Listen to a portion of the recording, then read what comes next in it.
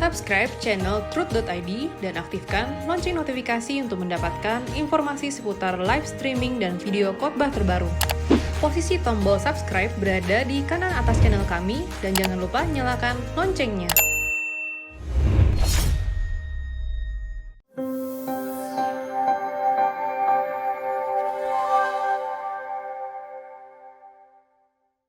Shalom Bapak Ibu. Ini ibadah yang biasa orang sebut manula, manusia lanjut usia. Tapi saya tidak suka dengan sebutan itu. Saya lebih suka dengan usia indah. Ibadah usia indah. Kenapa usia indah? Karena saudara mendekati hari-hari di mana Tuhan jemput kita, itu hari-hari yang indah. Memang tidak pernah orang tahu kapan Tuhan memanggil kita. Saya usia 61 tahun. Saya tidak berani berkata kepada bapak-bapak usia 85 tahun bahwa bapak itu akan mendahului saya.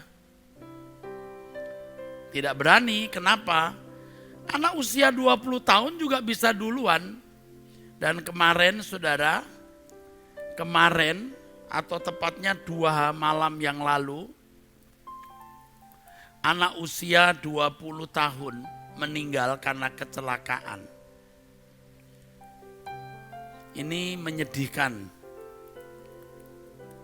Saya melihat sedihnya anak saya mendengar orang yang dia kenal meninggal usia 20 tahun itu. Dia lebih mendahului saya. Dia usia 20 tahun, saya usia 61 tahun. Sebenarnya hari kita itu hari-hari yang indah. Karena kita berjalan dengan Tuhan. Dan setiap saat Tuhan panggil kita akan bertemu dengan Tuhan muka dengan muka. Kita bersyukur, ya saudaraku. Tetapi kalau usia sudah di atas 60 tahun seperti kita ini, saudaraku, tentu kita memiliki keadaan yang on paper di atas kertas, kita pasti duluan. Kita pasti duluan. Tidak bisa tidak. Jadi ini disebut usia indah karena kita lebih secara logikanya kita lebih dulu. Ya, kita akan lebih dulu. Dan ini satu hal yang indah.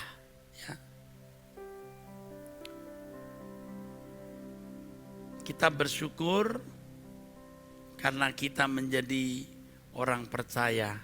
Engkaulah perlindunganku, tempat perteduhan. Engkaulah perlindunganku, tempat perteduhan.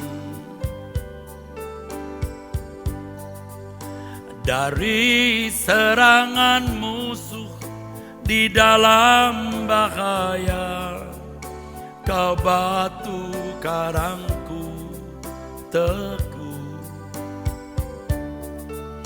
Engkaulah persembunyianku dan tetap menjaga.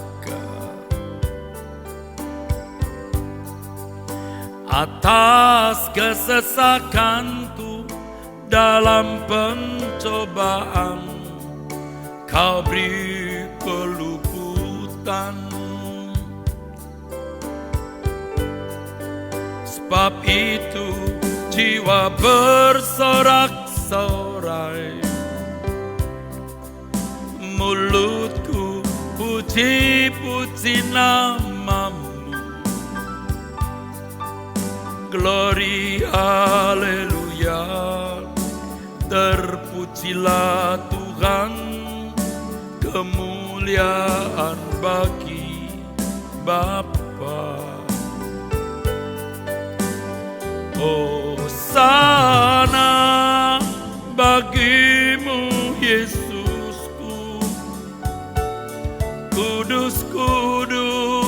terpujilah namamu. Kasih setiamu Tuhan, kasih setiamu tulus, kasih setiamu bagi kami tak berkesudahan. Mari Bapak Ibu kita berdoa ya. Bapa di dalam surga, kami berkumpul bersama di hadapan-Mu dari anak-anak-Mu usia indah. Kami yang sudah melewati tahun-tahun panjang dalam hidup ini, di antara kami Tuhan memberikan kepercayaan memiliki anak-anak, menantu, cucu, bahkan cicit. Bapa, kami mohon kepada Bapa, biar kami menikmati hari tua kami indah. Dan Tuhan beri kami petunjuk dan nasihat-Mu, bagaimana kami bisa menikmati usia indah kami. Bapa, beri hikmat. Taruh perkataan-Mu di mulut anak-Mu ini, Pendeta Erastus Sabdono, agar menyampaikan nasihat Tuhan bagi Bapak Ibu usia indah. Terima kasih Engkau hadir di tengah-tengah kami. Hadir di sini Bapa. Engkau juga hadir di rumah masing-masing Bapak Ibu usia indah. Terima kasih dalam nama Tuhan Yesus Kristus.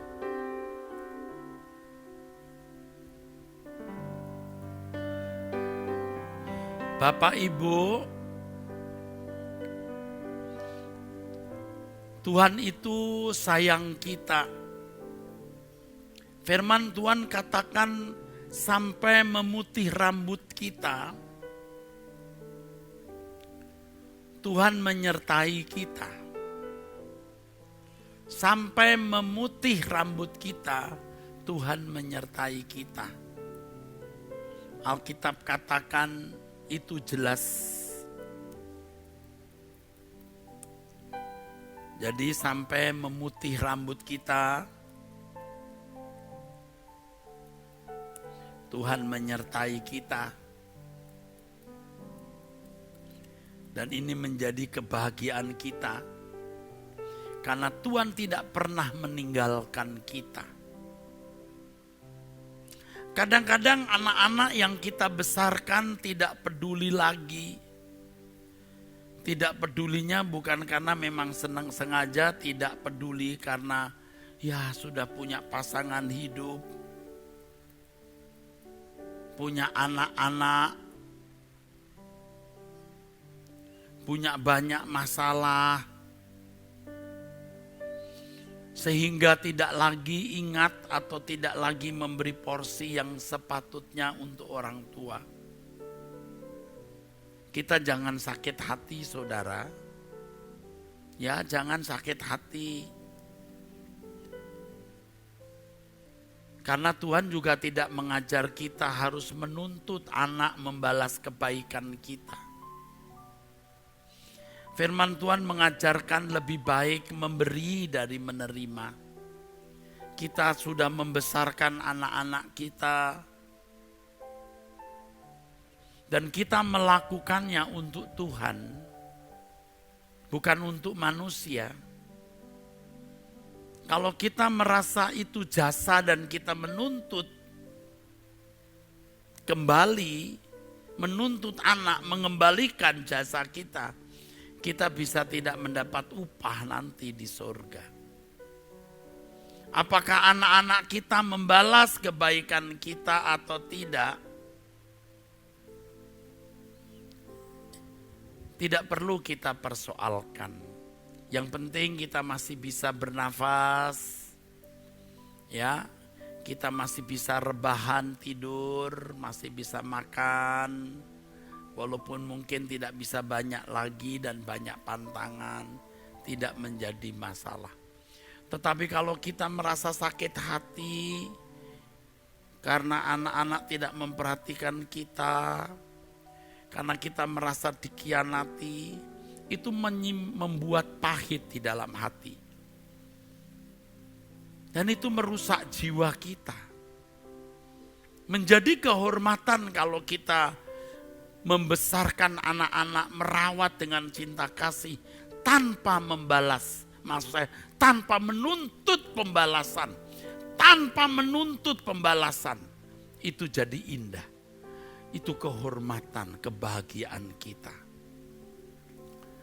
Yesaya pasal 46 ayat 4 mengatakan, sampai masa tuamu aku tetap dia, dan sampai masa putih rambutmu aku menggendong kamu. Ya, Tuhan yang menggendong kita. Kita tidak mengharapkan anak-anak menggendong. Kalau mereka mau menggendong kita, senang. Kalau tidak, tidak apa-apa. Ada yang kuat yang menggendong kita. Tidak sedikit anak-anak kita lebih susah hari ini dibanding kita ketika masih muda. Karena zaman sekarang jauh lebih susah dibanding zaman kita masih muda. Dunia makin sulit, hidup mereka makin berat. Tidak usah menuntut mereka menggendong kita. Sampai masa putih rambutmu, kata Tuhan, aku menggendong kamu. Tuhan yang menggendong kita. Ingat, jangan menuntut anak-anak atau siapapun menggendong kita. Kita pernah berbuat banyak kebaikan, tetapi kita tidak menuntut mereka membalas kebaikan kita. Kalau kita menuntut mereka membalas kebaikan kita, upah kita cukup di situ. Tapi kalau kita tidak menuntut pembalasan, artinya tidak menuntut kebaikan kita dibalas, kita menghimpun, kita mengumpulkan, kita menabung harta di surga. Tuhan yang menggendong kita. Aku telah melakukannya, kata Tuhan, dan mau menanggung kamu terus. Menanggung kamu terus. Bukan menanggung kita sementara. Menanggung kita terus. Artinya dia bertanggung jawab atas kita. Saya pernah berkata kepada anak-anak saya juga lewat mimbar.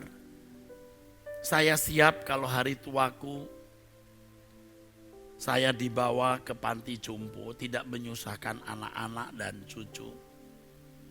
Saya akan menghabiskan hari tua saya di panti jompo, enggak apa-apa. Asal kalian tidak menjadi susah gara-gara saya. Saya ngomong itu tulus. Karena aku datang sendiri, pulang sendiri.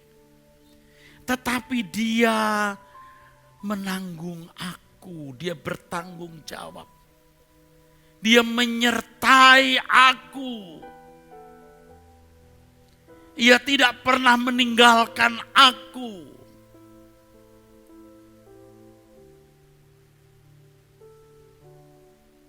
Dia tidak pernah meninggalkan aku. Dia bertanggung jawab atas diriku. Makanya Bapak Ibu yang penting sekarang memandang Tuhan. Memang dia tidak kelihatan, saudaraku. Tetapi dia Allah yang hidup. Dia Allah yang hidup, Allah yang nyata. Maka saat tadi nyanyikan satu lagu ya saudaraku, ini lagu dulu menjadi favorit sampai sekarang. Engkaulah perlindunganku, tempat perteduhan dari serangan musuh di dalam bahaya. Kau batu karangku teguh, Engkaulah persembunyianku dan tetap menjaga. Atas kesesakanku dalam pencobaan, Kau beri keluputan. Sebab itu jiwa bersorak-sorai, mulutku puji-puji namamu. Glory haleluya, terpujilah Tuhan, kemuliaan bagi Bapa. Hosana bagimu Tuhanku, kudus kuduslah namamu. Kasih setiamu Tuhan, kasih setiamu tulus, kasih setiamu bagi kami tak berkesudahan. Tentu untuk anak-anak, sebisa-bisanya engkau merawat orang tua sampai orang tua dipanggil pulang di rumah. Agar orang tuamu bisa lihat kamu, lihat anak-anakmu, ya, atau cucu-cucu, dan menikmati hidup bersama dengan keluarga. Tapi bagi kami orang tua, kalau hal itu tidak memungkinkan karena kondisi rumah, kondisi ekonomi, karena kondisi lingkungan dan lain-lain, baiklah, tidak keberatan saya atau kami tinggal di panti jompo.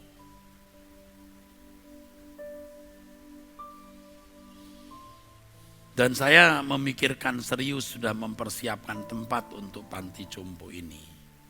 Ya.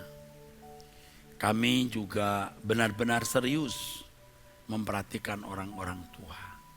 Itulah sebabnya pada masa COVID seperti ini, sudah sebulan lalu, mungkin lebih, saya minta waktu untuk bisa bicara kepada Bapak Ibu usia indah. Dan saya akan isi nanti acara seperti ini, ya. Mungkin hanya 1 jam saja, mungkin hanya 50 menit saja, tapi saya bisa berbincang-bincang dengan Bapak Ibu usia indah. Mungkin saya belum tua-tua sekali, saudara, 61 tahun umur saya. Tapi lumayan sudah punya cucu, saudaraku. Jadi untuk anak-anak, kalian tidak boleh menyia-nyiakan orang tua. Ingat ya,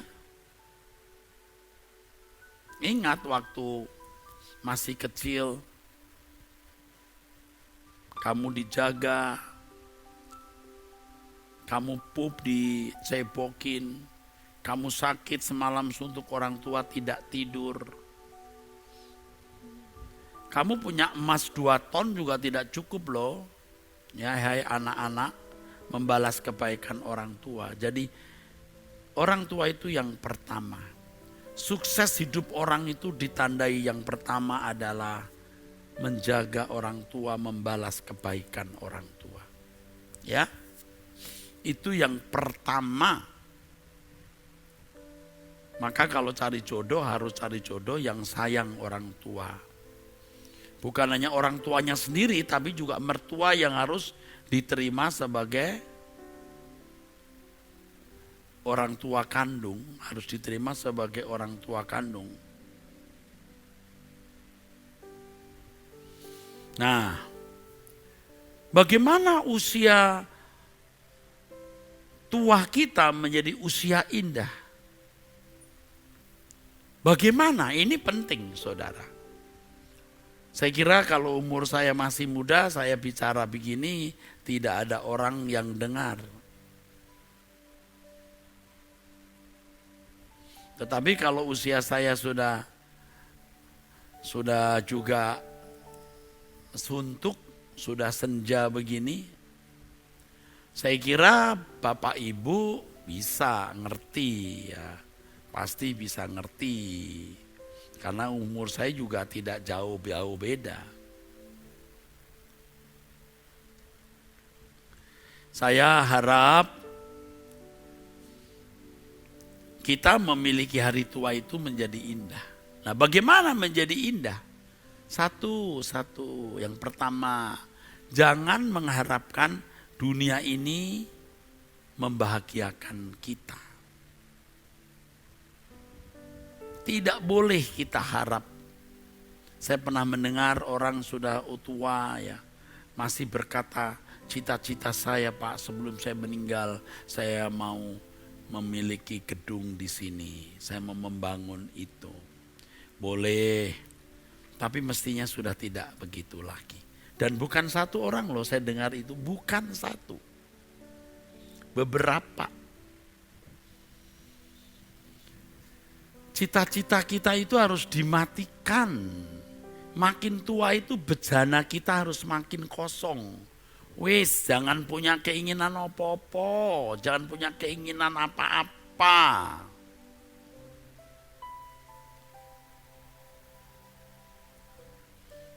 Jangankan Bapak Ibu orang tua, yang masih muda-muda saja saya ajak untuk mengosongkan bejana jiwa.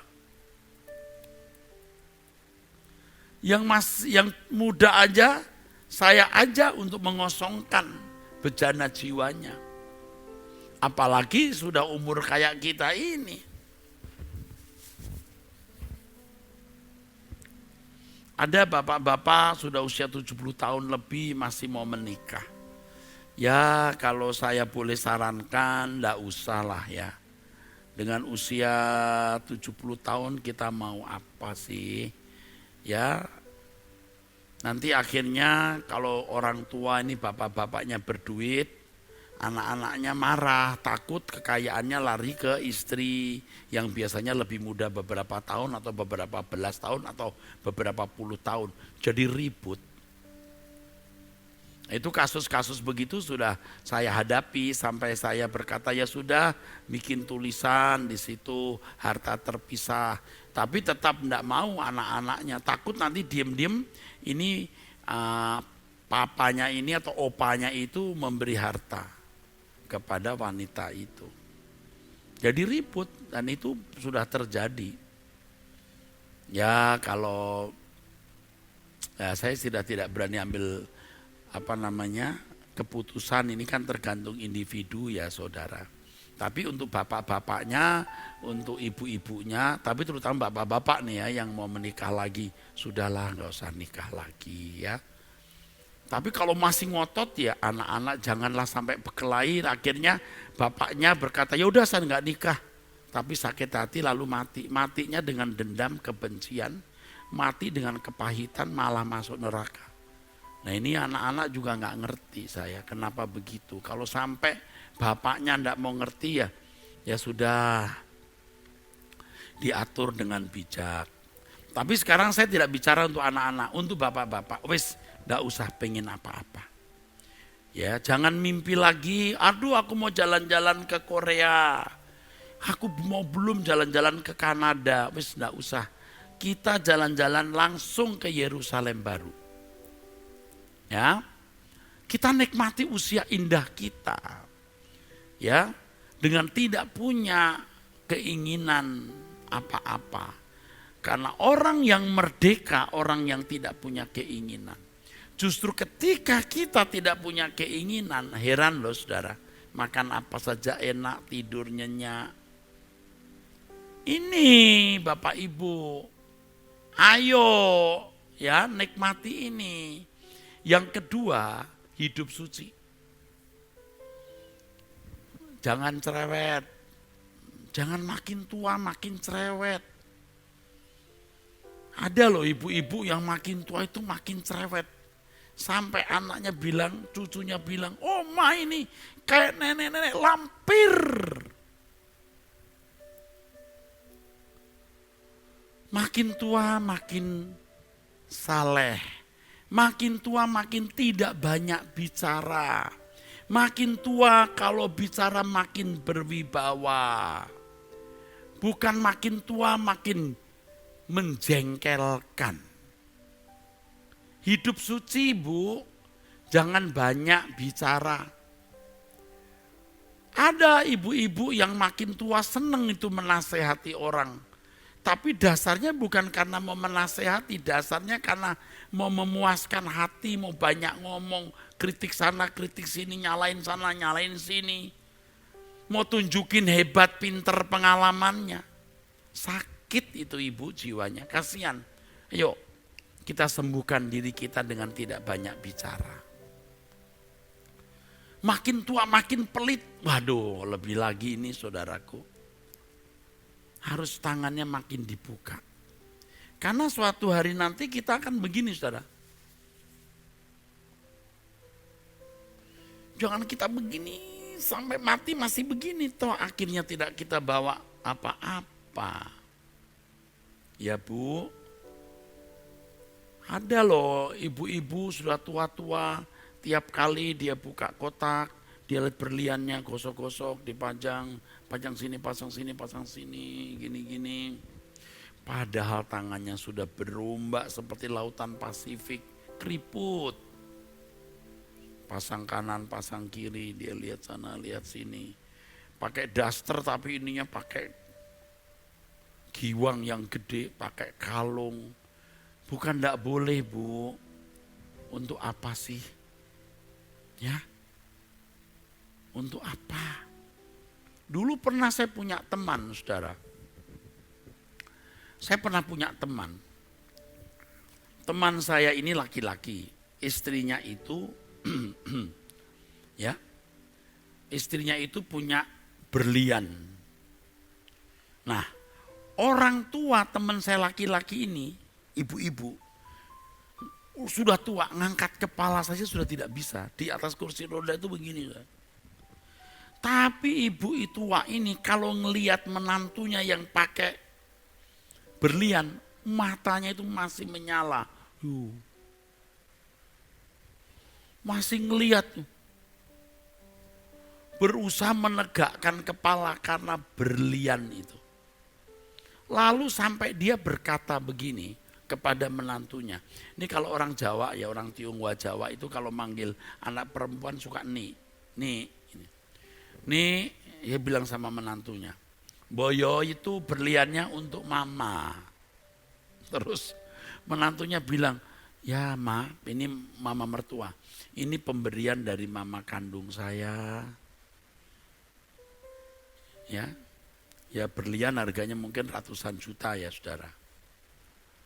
Ya saya tidak membenarkan atau tidak menyalahkan ini menantu, nah, memang pemberian dari orang tuanya. Yang saya bingung ini loh, ibu-ibu ngangkat kepala saja sudah tidak sanggup, masih ngelirik berlian, coba bayangkan. Jangan gitu Bu, kita mati nggak bawa apa-apa, mungkin ya memang waktu mati ditaruh mutiara di mata, di telinga, tapi dia sudah nggak lihat. Apa ada orang mati waktu dikasih mutiara, tolong nih mutiaranya kurang gede nih ya. Kan enggak ada. Dikasih mutiara kanan kiri terus gelinding mutiaranya. Tolong nih jatuh nih. Kalau ada orang mati begitu apa enggak bubar itu rumah duka. Ya begitu. Nah sekarang bapak-bapak ya, sudah tua harus suci. Tadi saya singgung sudah tua mau kawin lagi. Itu enggak usah lah Pak ya. Ada lagi makin tua makin genit. Loh, sudah tua-tua minta dimandiin pembantu. Pembantunya perempuan. Nah ini saya cerita begini tuh bukan karena cerita ini. Pembantunya yang ngadu saya. Dia bilang, om, apa? Ini opa ini. Dia mosok minta dimandiin. Hah? Kalau dia umur 2 tahun boleh dimandiin. Atau umur 3 tahun dia panggil pembantunya, nah mandi. Boleh. Ini sudah umur lebih 80 tahun masih minta dimandiin. Nah ini kan genit. Nggak boleh Pak.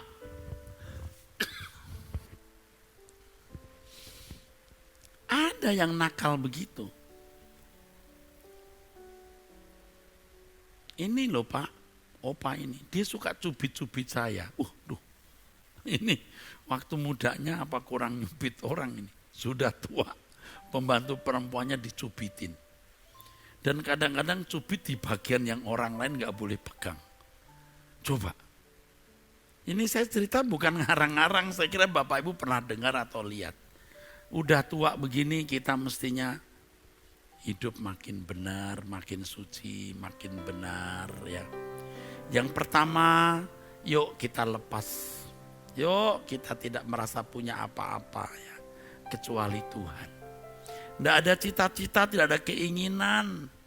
Ya, aku hanya mau menikmati Tuhan.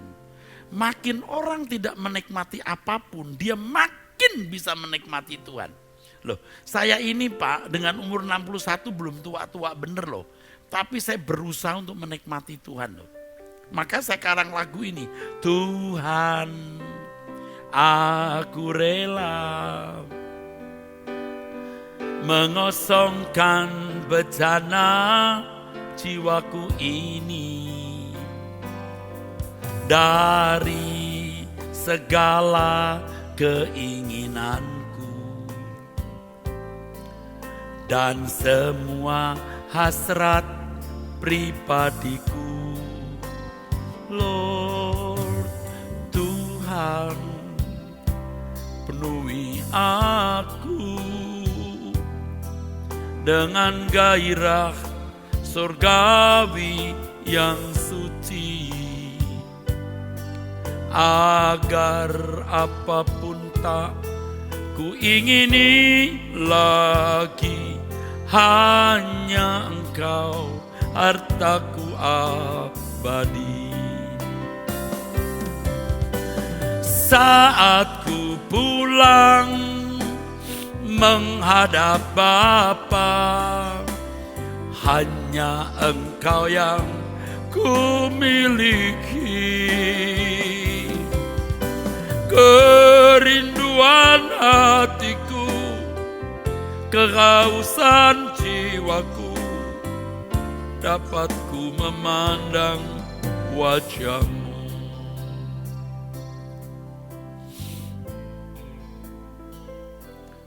Makin kita tidak merasa memiliki apa-apa, makin kita tidak merasa memiliki siapa-siapa, kita makin merasakan kehadiran Tuhan. Dan itulah indahnya hidup. Dan di usia tua kita berpotensi untuk itu. Makan sudah tidak banyak, banyak pantangan, fisik sudah lemah, nafsu sudah rendah atau lemah, tenaga sudah kurang. Mau apa? Nikmati Tuhan saja Bapak Ibu. Ya, nikmati Tuhan saja. Hidup harus bersih. Makin suci, makin hidup bersih, kita makin bisa menikmati Tuhan. Jadi indahnya usia tua kita, yang karenanya kita disebut memiliki usia indah adalah ketika kita menikmati Tuhan. Dan kita bisa menikmati Tuhan kalau kita merasa tidak punya apa-apa dan tidak punya siapa-siapa. Mungkin kita punya banyak. Punya harta, warisan, anak, cucu, keluarga besar yang menghormati kita. Tapi kita tidak merasa itu adalah bahan untuk kebahagiaan kita. Kebahagiaan kita hanya Tuhan. Kita juga harus hidup bersih, hidup suci. Dengan kesucian hidup kita bisa menikmati Tuhan. Usia indah kita itu luar biasa. Dan jika kita benar-benar demikian, maka kita akan mengalami janji Tuhan. kita bisa mengalami janji Tuhan yang ditulis di dalam firman Tuhan yang telah kita baca ini. Sampai masa tuamu aku tetap dia, dan sampai masa putih rambutmu aku menggendong kamu. Tuhan menggendong kita. Aku telah melakukannya. Lihat tahun-tahun yang telah kita lalui. Sampai seperti hari ini, siapa yang gendong kita? Siapa yang memikul kita? Tuhan. Dan dia menanggung kita terus. Seperti firman-Nya, aku telah melakukannya dan mau menanggung kamu terus. Artinya aku bertanggung jawab atas kamu. Aku mau memikul kamu dan menyelamatkan kamu. Menyelamatkan kamu artinya kita akan dibawa ke surga. Jadi ayo kita bertobat ya. Saya akan sediakan waktu saya secara berkala untuk Bapak Ibu usia indah. Ya. Nantikan saya di waktu-waktu mendatang, saya akan hadir dan menyampaikan firman sambil menyanyi seperti ini ya. Saya mengajak saudara berkemas-kemas pulang bersama dengan saya. Bukan hanya untuk usia lanjut loh, tapi juga untuk semua saudara yang muda-muda pun saya ajak untuk berkemas-kemas. Apalagi kita yang sudah tua. Saat ku pulang menghadap Bapa, hanya Engkau yang ku miliki. Kerinduan hatiku, kehausan jiwaku, dapat ku memandang wajah-Mu. Coba kita nyanyi sambil mengangkat tangan ya, jika kita mungkin bisa. Saat ku pulang, mari angkat tanganmu menghadap Bapa. Mari Bapak Ibu, hanya Engkau yang ku miliki. Kerinduan hatiku, kehausan jiwaku, dapat ku memandang wajah-Mu. Katakan saat ku pulang. Saat ku pulang menghadap Bapa, hanya Engkau yang ku miliki. Kerinduan hatiku, kehausan jiwaku, dapat ku memandang wajah-Mu. Mari saudara, angkat tangan saudara. Saya doakan saudara, Bapak Ibu. Bapak, Engkau lihat tangan-tangan yang kami angkat juga. Mungkin ada Bapak Ibu yang masih terbaring dan tidak bisa mengangkat tangan. Aku berdoa Bapak, pimpin hidup kami di hari tua kami. Agar kami Engkau persiapkan untuk pulang ke surga, untuk menghadap Tuhan. Persiapkanlah kami ya Bapa, persiapkan kami ya Allah untuk menghadap Bapa supaya kami bisa tahan berdiri di hadapan Tuhan Yesus. Saya mengangkat tangan, saya menyerahkan hidup saya dalam tangan Tuhan, dan semua Bapak Ibu usia indah, usia lanjut yang juga mengangkat tangan atau yang tidak mengangkat tangan, yang berdoa bersama dengan kami. Sambut dan terimalah kami, lindungilah kami Bapa, tuntun kami sampai nafas kami yang terakhir.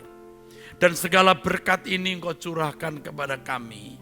Bapak Ibu, terimalah berkat dari Allah Bapa, Allah Israel, Allah Abraham, Ishak dan Yakub, Elohim Yahweh.